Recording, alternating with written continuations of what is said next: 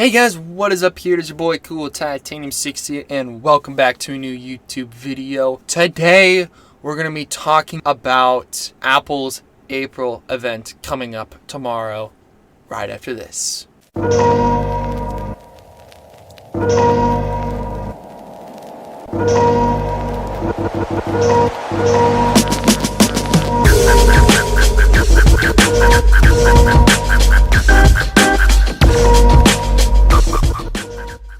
Before we start the video, make sure you guys like and subscribe down below. Make sure you hit that bell icon so you don't miss any future videos, especially on Tech Mondays. So this video, we're going to be doing a pre-talk as to what we think could be coming around and what we predict is going to be coming out. So the theme for this event is going to be called Spring Loaded. It's going to be broadcasted at 10 a.m. Pacific, 1 p.m. Eastern, 12 p.m. Central, 11 a.m. Mountain Time. First thing that we're going to be looking for is the iPad Pro. Supposedly there's going to be new iPad Pros with the first ever mini LED display. Of course, we see a lot of new technology come from the iPad Pro. For example, USB-C, the LiDAR sensor started off on the iPad, and now we're going to be seeing mini LED displays. So with this, it's a new form of backlighting that is used for LED screens. It uses many of the benefits of OLED,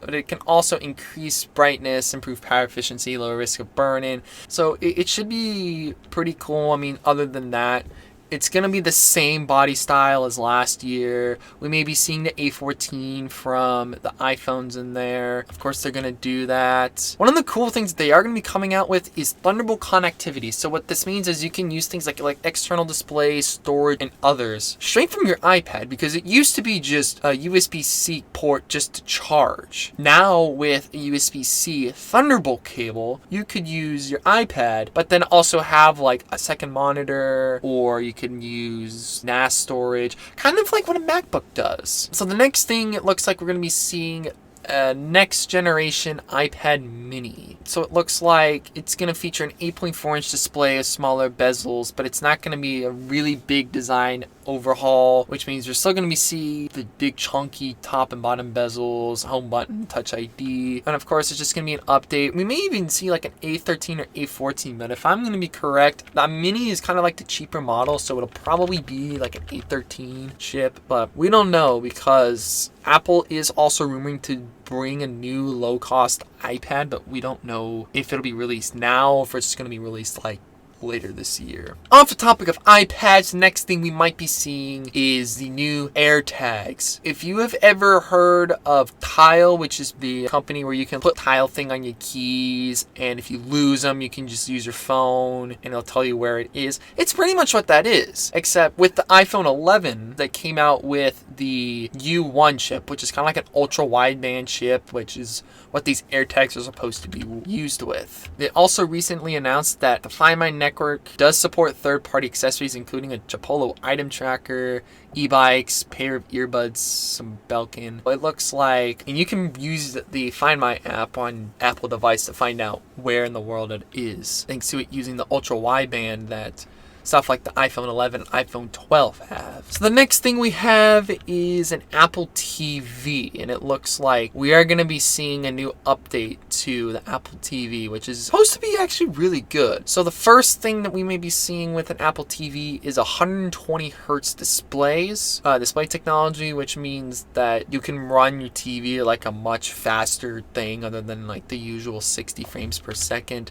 I think it's pretty cool because let's say I decide I want to watch it on my monitor where my PC is plugged into. I can just watch it at 120 frames per second instead of watching it like a normal 60 like a usual TV is. Thing is, 120 hertz displays, yeah, a lot of TVs have like, I think at most like maybe 90 frames per second, maybe like at most a 90 hertz display, but not a lot of TVs have 120 hertz. And I've also heard rumors that there's gonna be a camera and a mic so that you can take like conference calls from your Apple TV, which I don't think that makes sense, because why would you want to take a call off of your Apple TV if you have a computer? I mean, Apple TV is used for TV. The next thing, and I think this is a really big deal, is going to be new Macs. Recently, Apple has started discontinuing a bunch of their iMac models, both the regular iMac and the iMac Pros. And I think that is because this year they're going to switch over a bunch of their iMacs onto Apple Silicon chips. Last year, they took the MacBook Air and the MacBook Pro onto Apple Silicon, and it looks like we may be seeing another refreshed model of that year, maybe like a slightly more powerful processor, because that's what you have to pretty much do every year. You have to like come out with new processors just to stay in the game. We are going to be seeing some new iMacs, and we may be seeing new 14 and 16-inch MacBook Pros. So MacBook Pros probably not going to be coming till like around the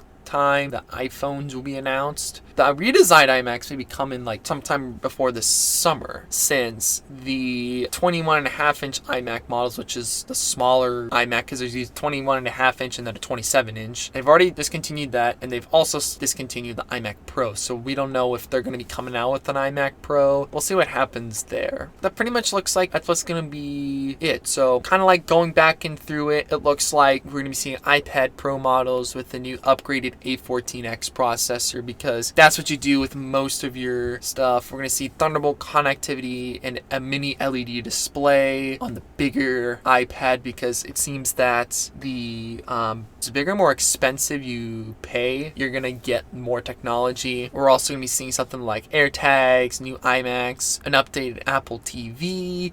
We may also see a new MacBooks, which what I'm hoping that they do, if they do release new MacBooks, I'm really hoping that they come out with MagSafe, because I've heard they're planning on doing that. I've also heard that they're planning on doing Face ID on MacBooks. How cool would it be for a 16-inch MacBook Pro to have Face ID and Touch ID? That would be really cool to see. So also at this time, there's a very good chance that we're going to be seeing the announcement of iOS 14.5, just because we're not going to talk about iOS 15 and all the other newer operating systems come out till like Worldwide Developers Conference, which isn't going to be until mid-June. There's a very good chance that this is going to be an online event only, just because of COVID. We will really have to see about that this year. Put down in the comments, what are you excited to see? Are you excited to see new iPads?